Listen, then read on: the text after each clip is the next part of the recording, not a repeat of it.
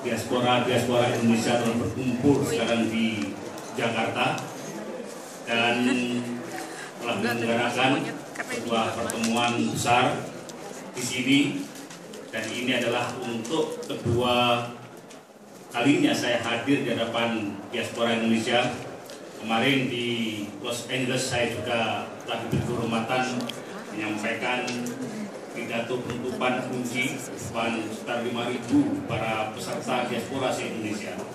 Dan kali ini saya akan menerangkan poin-poin penting yang sedikit banyak itu akan mempengaruhi tentang masa depan dan kemanfaatan dari diaspora Indonesia. Jadi saya ulangin, adalah momen terpenting dari reformasi 98 itu adalah diamandemenkannya Undang-Undang Dasar kita itu, di mana butir-butir hak asasi manusia masuk di dalam. Sebelumnya benar saudara sekalian, kalau kita berkaca pada sejarah, di negeri yang kita cintai sejak setelah revolusi kemerdekaan dan telah diproklamirkan oleh Soekarno-Hatta, proklamasi kemerdekaan kita ini, dalam sejarah perjalanannya memang konstitusi kita telah mengalami beberapa revisi dan bahkan mengalami gelombang pasang naik secara politik. Saat itu pada awal-awal kemerdekaan, dengan berbagai problem kita sebagai bangsa yang baru lahir dalam masyarakat dunia yang barusan merdeka, negeri kita juga telah mengalami berbagai perubahan amandemen. Di antaranya adalah amandemen pada saat tahun-tahun yang menentukan, di mana konflik politik mewarnai bangsa kita saat itu, ialah kemudian dilahirkannya Undang-Undang Republik Indonesia Serikat. Jadi pernah suatu masa kita mungkin mendekati konsep Amerika Serikat sekarang ini, ialah negeri kita yang bernama NKRI, Negara Kesatuan Republik Indonesia itu pernah kita ubah konstitusi kita, sistem politik dan sistem ketatanegaraan kita menjadi Republik Indonesia Serikat. Dan undang-undang dasarnya pun kita ubah menjadi Undang-Undang Dasar Republik Indonesia Serikat. Setelah itu kita pun mengalami masa pancaroba. Undang-undang RES tersebut dianggap tidak sesuai dengan jiwa batin keindonesiaan yang murni, kemudian dirubah menjadi Undang-Undang Dasar sementara tahun 50 dan dibentuk Majelis Konstituante yang secara khusus kemudian mematangkan dari bentuk Undang-Undang Dasar kita ini. Tapi apa yang terjadi kemudian, saudara sekalian? Kita semua tahu terjadi pertentangan yang hebat ketika undang-undang sementara itu dimaklumkan. Terjadi berbagai perebutan pengaruh, hampir mirip apa yang terjadi di Mesir pada saat ini. Ketika Presiden Mursi terpilih, mereka mengadakan amandemen konstitusi, kemudian kelompok-kelompok Ikhwan Muslimin beserta dengan kelompok-kelompok nasionalis terjadi pertentangan hebat, kemudian berujung pada kudeta yang kemudian dengan prihatin kita saksikan di Mesir. Alhamdulillah saat itu negeri kita tidak mengalami pergolakan berdarah seperti yang terjadi di Mesir. Sehingga ketika saat itu situasi negara tambah memanas, pertikaian politik tambah memuncak, hadirlah kemudian Presiden Soekarno dalam pidato yang sangat menentukan itu. Beliau memaklumkan dekret Presiden 5 Juli 59 yang kemudian salah satu butir terpentingnya adalah membubarkan parlemen, membubarkan konstituante karena dianggap tidak bisa menyelesaikan tugasnya, dan terakhir dekret tersebut memaklumkan untuk kembali kepada Undang-Undang Dasar 45. Kenapa Bung Karno berhasil? Saudara sekalian, mengaca pada peristiwa Mesir, kita bersyukur karena karisma Bung Karno besar saat itu, dan karena tentara di belakang beliau penuh. Pernah suatu masa pada tahun 98 setelah reformasi ini, karena situasi politik juga saat itu bangsa kita mengalami gelombang pasang, itu Presiden Abdurrahman Wahid ingin mengulangi sukses story ketika zaman masa Presiden Soekarno. Beliau sempat mengeluarkan dekret membubarkan Majelis Permusyawaratan Rakyat dan DPR Republik Indonesia. Tapi kemudian sejarah mengatakan lain. Beliau kemudian yang diketok palu oleh Majelis Permusyawaratan harus kemudian resign sebagai Presiden Republik Indonesia karena pada saat itu TNI tidak mendukung dekret Presiden Gus Dur, termasuk kemudian juga kepolisian negara dan sebagian terbesar dari elemen masyarakat bangsa ini. Saya sengaja ingin menjelaskan itu sebelum berbicara tentang hal esensial tentang warga negara. Untuk apa? Saya ingin memastikan seluruh yang hadir di ruangan ini, yang selama tahun yang lalu di Los Angeles sampai hari ini, saudara datang berduyun-duyun dari belahan benua-benua lain, dari orang-orang Indonesia atau orang-orang yang mencintai Indonesia atau orang-orang yang punya warisan darah Indonesia kembali ke Jakarta, pulang kampung untuk melihat perkembangan mengenai hal ini sebenarnya.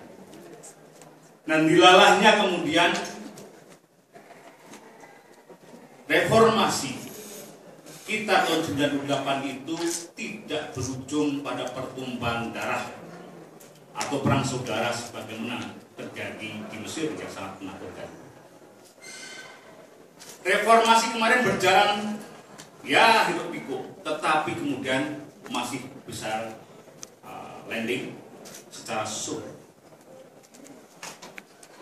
susah saya bayangkan kalau terjadi pada suatu masa di negeri yang kita cintai ini.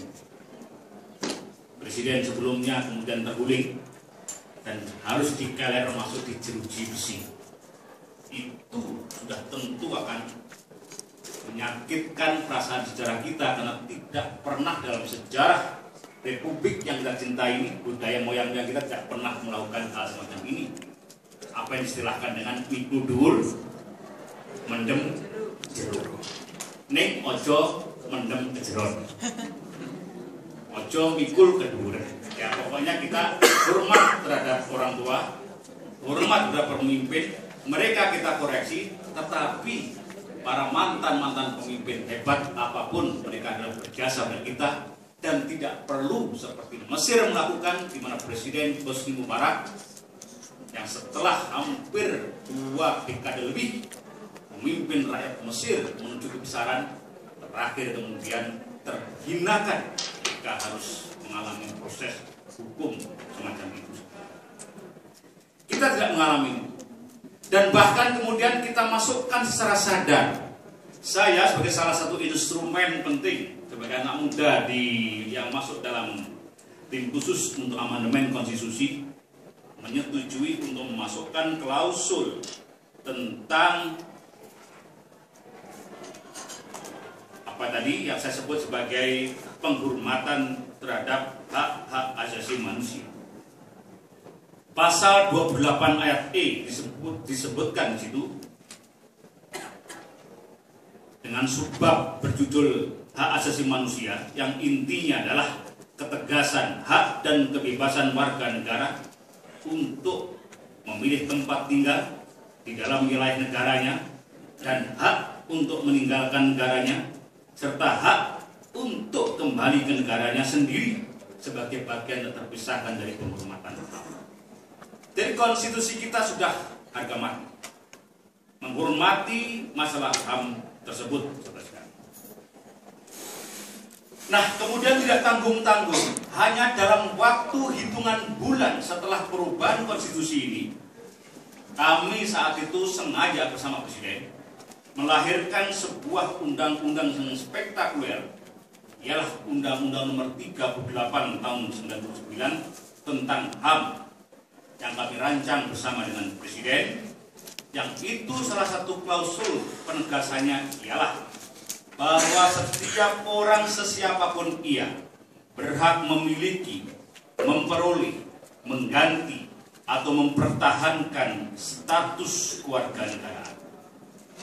Ini sangat jelas bahwa masalah citizenship, masalah keluarga negara merupakan masalah hak asasi manusia yang secara universal diakui, dikawal, dijamin dari konstitusi kita. Nah, saudara sekalian, namun sayang,